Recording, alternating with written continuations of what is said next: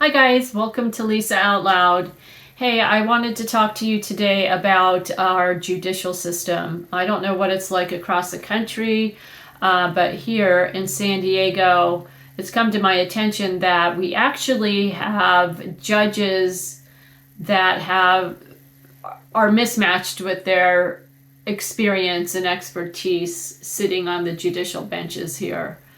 So, just for an example, we have judges in our family law courts that have no experience in family law whatsoever. They've come straight from a criminal law background.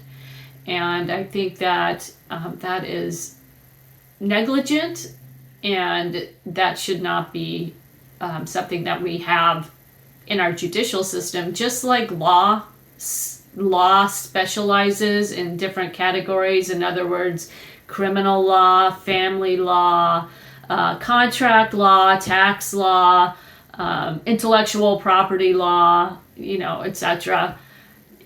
I think that our judicial system should also be set up that way.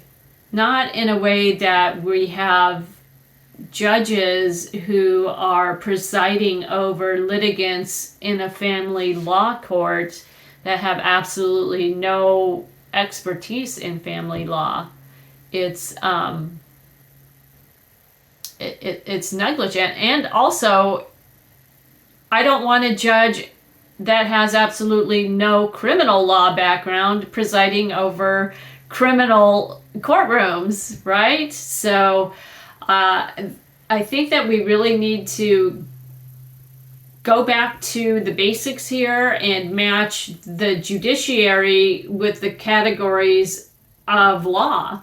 So, in other words, if you have 25 years, let's say, of experience in family law, then when you become a judge, then you preside over the family law courts. If you have 25 years of experience in criminal law, then you preside over the criminal courts. And if you have 25 years in estate law, then you preside over that category, or contract law, or I don't know, small claims. I don't know, whatever matches your experience is where you should preside. You should not be thrown into family law or criminal law. These two, I think, are really, really important for us to focus on, getting the right judge in the right place. I think it's important in all areas, but I think it's especially important in these two categories, criminal and family law. So that we know that litigants are presenting their case to a judge who is an expert in that type of law. Family law especially. I mean, I think family law attorneys or judges should be required to practice a certain amount of family psychology, to know these things, because these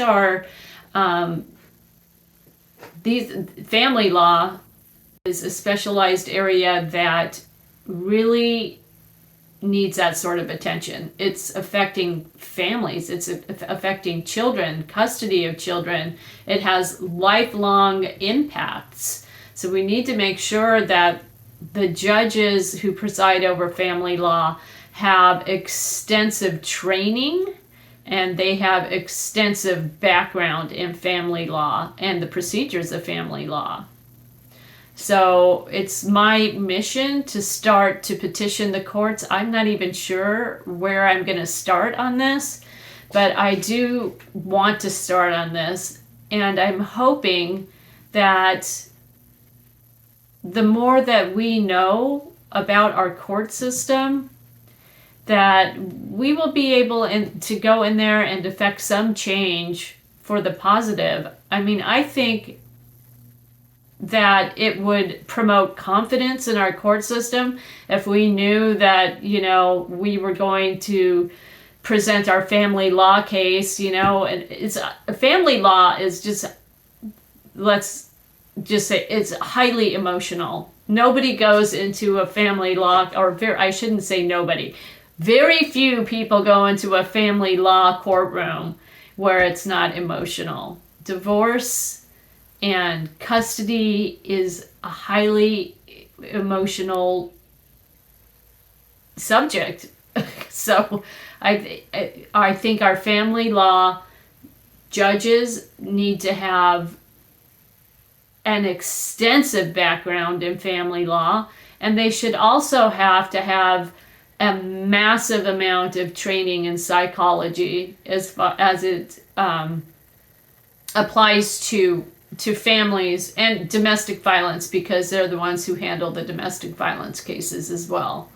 So with that being said, I just wanted to see if anybody wanted to put their 2 cents in on this and ask you guys, hey, if I go out there and put a petition out there for you to sign that we would match judicial benches or service with their field of expertise, is that something that you think is worth doing in our court system?